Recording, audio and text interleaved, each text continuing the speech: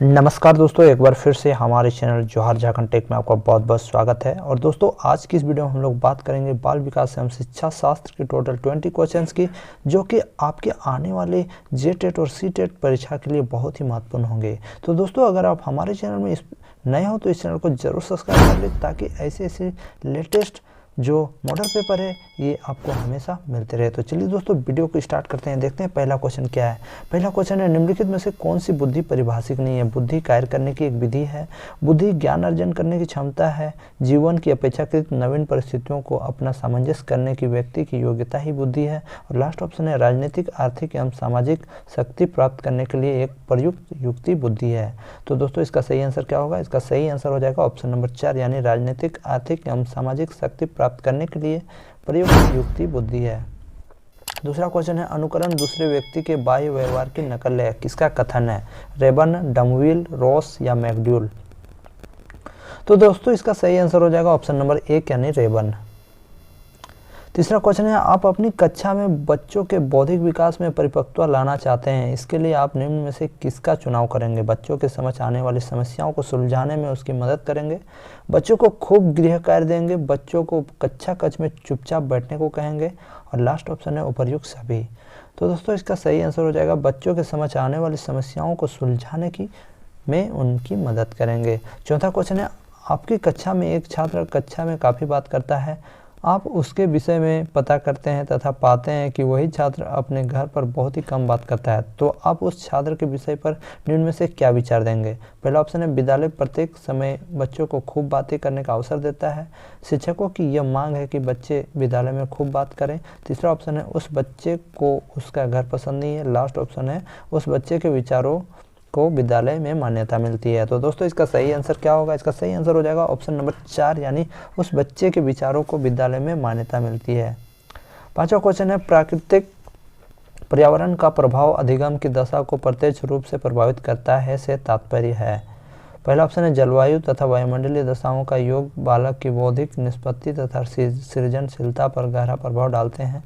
दूसरा ऑप्शन है, अधिक ताप तथा आर्द्रता बालकों की मानसिक क्षमता के विकास का घोतक है। तीसरा ऑप्शन है, जलवायु तथा वायुमंडलीय दशाओं के योग का प्रभाव बालकों की मानसिक क्षमता को प्रभावित नहीं करता है। लास्ट ऑप्शन है, उपर्युक्त में से सभी। तो दोस्तों, इसका सही आंसर हो जाएगा ऑप्शन नंबर 1, यानी जलवायु तथा वायुमंडलीय दशाओं का योग बालक की बौद्धिक निष्पत्ति तथा सृजनशीलता पर गहरा प्रभाव डालते हैं। आप अपनी कक्षा में एक पिछड़े छात्र में अधिगम की गति को तीव्र करना चाहते हैं, जिससे कि वह सामान्य छात्रों की श्रेणी में आ सके, इसके लिए आप निम्न में से क्या क्या अपनाएंगे? पहला ऑप्शन है, उत्तम शिक्षण विधियों का प्रयोग करते हुए उसे सही दिशा में प्रेरित करेंगे। दूसरा ऑप्शन है, उसके माता पिता से उसकी शिकायत करेंगे। तीसरा ऑप्शन है, उसको पूरी कक्षा के सामने दंडित करेंगे, और लास्ट ऑप्शन है, उपर्युक्त सभी। तो दोस्तों, इसका सही आंसर हो जाएगा ऑप्शन नंबर 1, यानी उत्तम शिक्षण विधियों का प्रयोग करते हुए उसे सही दिशा में प्रेरित करेंगे। सातवां क्वेश्चन है, किसी बालक में संवेग आवश्यक है क्योंकि संवेग, पहला ऑप्शन है, बालक की संवेगात्मक अनुक्रिया है। दूसरा ऑप्शन है, बालक की उद्दीपित अवस्था है जो किसी उद्दीपक के संदर्भ में अनुक्रिया द्वारा व्यक्त की जाती है। तीसरा ऑप्शन है, बालक द्वारा किसी विशेष दशा में दिया गया प्रत्युत्तर है। लास्ट ऑप्शन है, बालक के असंगठित व्यवहार को प्रदर्शित करता है। तो दोस्तों, इसका सही आंसर हो जाएगा ऑप्शन नंबर 3, यानी बालक द्वारा किसी विशेष दशा में दिया गया प्रत्युत्तर है। आठवां क्वेश्चन है दोस्तों, एक अध्यापक को अपनी शैक्षिक क्रियाओं में अभियोजन के समय जातीय भेदभाव के संदर्भ में अपनी शिक्षा प्रक्रिया में क्या अपनाना चाहिए? कठोरता, लचीलापन, न कठोरता न लचीलापन, और लास्ट ऑप्शन है, कठोरता व लचीलापन दोनों। तो दोस्तों, इसका सही आंसर हो जाएगा ऑप्शन नंबर 2, यानी लचीलापन। नौवां क्वेश्चन है, आपकी कक्षा में कुछ बच्चे शारीरिक रूप से निःशक्त, कुछ बच्चे मानसिक रूप से निःशक्त तथा बाकी बच्चे सामान्य हैं। आपके अनुसार उन्हें कक्षा कक्ष में बैठने की निम्न में से कौन सी व्यवस्था सर्वाधिक उपयुक्त होगी? बच्चों की कक्षा में कहीं भी बैठने की सुविधा प्रदान की जाए। दूसरा ऑप्शन है, शारीरिक रूप से निःशक्त बच्चों को सबसे आगे बैठाया जाए। तीसरा ऑप्शन है, मानसिक रूप से निःशक्त बच्चों को सबसे आगे बैठाया जाए। लास्ट ऑप्शन है, सामान्य बच्चों को सबसे आगे बैठाया जाए। तो दोस्तों, इसका सही आंसर हो जाएगा ऑप्शन नंबर 1, यानी बच्चों को कक्षा में कहीं भी बैठने की सुविधा प्रदान की जानी चाहिए। चौथा क्वेश्चन है, बुद्धि में प्रतिदर्श सिद्धांत का प्रतिपादन निम्न में से किसने किया? थॉमसन, थॉर्नडाइक, स्पीयरमैन या बीने? तो दोस्तों इसका सही आंसर हो जाएगा ऑप्शन नंबर 1 यानी थॉमसन ने किया था। 11वां क्वेश्चन है, वर्तमान समय में सतत एवं व्यापक मूल्यांकन के अंतर्गत ग्रेडों में अंकों का वितरण किया जाता है। इस प्रणाली में कितने प्रतिशत अंक प्राप्त करने वाले छात्र को बहुत अच्छा या बी ग्रेड के अंतर्गत रखा जाता है?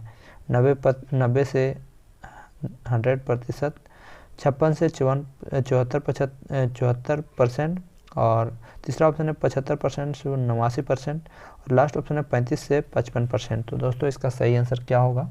इसका सही आंसर हो जाएगा दोस्तों 56% से 74%। 12वां क्वेश्चन है, मूल्यांकन की प्रक्रिया के दौरान शिक्षकों को काफ़ी सावधानी बरतने की आवश्यकता होती है। इस दौरान शिक्षकों को निम्नलिखित में से कौन सा कार्य नहीं करना चाहिए? पहला ऑप्शन है प्रत्येक विद्यार्थी की अनुक्रिया के बारे में संवेदनशील होना। दूसरा ऑप्शन है बच्चों की प्रगति के बारे में सूचना एकत्रित करते रहना। तीसरा ऑप्शन है शिक्षार्थियों को विभिन्न वर्गों में विभाजित कर उनके बीच तुलना करना। लास्ट ऑप्शन है बच्चों की विभिन्न प्रकार की सूचनाओं को अभिलेखबद्ध करना। तो दोस्तों इसका सही आंसर हो जाएगा ऑप्शन नंबर 3 यानी शिक्षार्थियों को विभिन्न वर्गों में विभाजित कर उनके बीच तुलना करना। 13वां क्वेश्चन है, आप अपनी कक्षा में अपने शिक्षण के दौरान कड़ी मेहनत करते हैं, फिर भी आपकी कक्षा में काफ़ी शैक्षिक विभिन्नता दिखाई देती है। इसका क्या कारण हो सकता है? आपकी कक्षा में कुछ छात्र कक्षा में सो जाते हैं, आपकी कक्षा के छात्र आपको पसंद नहीं करते हैं, भिन्न भिन्न छात्रों में व्यक्तिगत गुण भिन्न भिन्न होते हैं। लास्ट ऑप्शन है उपर्युक्त में से कोई नहीं। तो दोस्तों इसका सही आंसर हो जाएगा भिन्न भिन्न छात्रों में व्यक्तिगत गुण भिन्न भिन्न होते हैं। 14वां क्वेश्चन है, आपकी कक्षा की एक बालिका मेरा विद्यालय में होने वाली प्रत्येक क्रिया के विषय में जानने के लिए सबसे ज़्यादा उत्सुक रहती है। आप इस प्रक्रिया पर क्या प्रतिक्रिया देंगे? तो इसका सही आंसर क्या होगा? पहला ऑप्शन है मीरा एक पिछड़ी बालिका है। दूसरा ऑप्शन है मीरा एक सृजनशील बालिका है। तीसरा ऑप्शन है मीरा का मन पढ़ाई में नहीं लगता है। लास्ट ऑप्शन है मीरा को खेलना पसंद है। तो दोस्तों इसका सही आंसर हो जाएगा मीरा एक सृजनशील बालिका है। 15वां क्वेश्चन है, आपकी कक्षा का एक छात्र मोहन बोलते समय हकलाता है, आप उसकी शिक्षा के प्रबंधन हेतु क्या आवश्यक कदम उठाएंगे?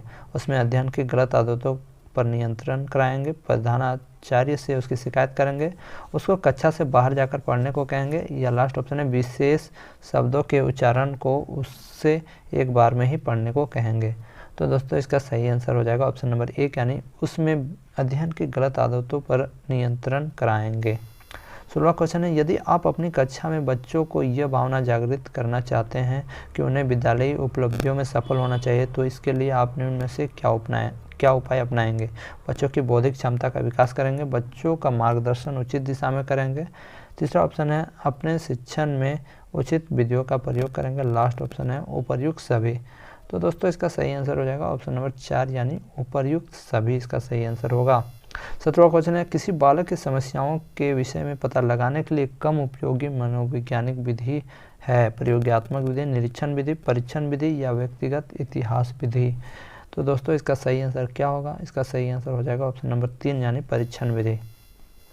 18वां क्वेश्चन है, पाठ्यक्रम निर्माण में सर्वाधिक महत्व किसे दिया जाना चाहिए? व्यक्तिगत विभिन्नता, शिक्षण का कौशल, विद्यालय की व्यवस्था, और लास्ट ऑप्शन है बालक की आर्थिक स्थिति। तो दोस्तों इसका सही आंसर क्या होगा? दोस्तों इसका सही आंसर हो जाएगा व्यक्तिगत विभिन्नता।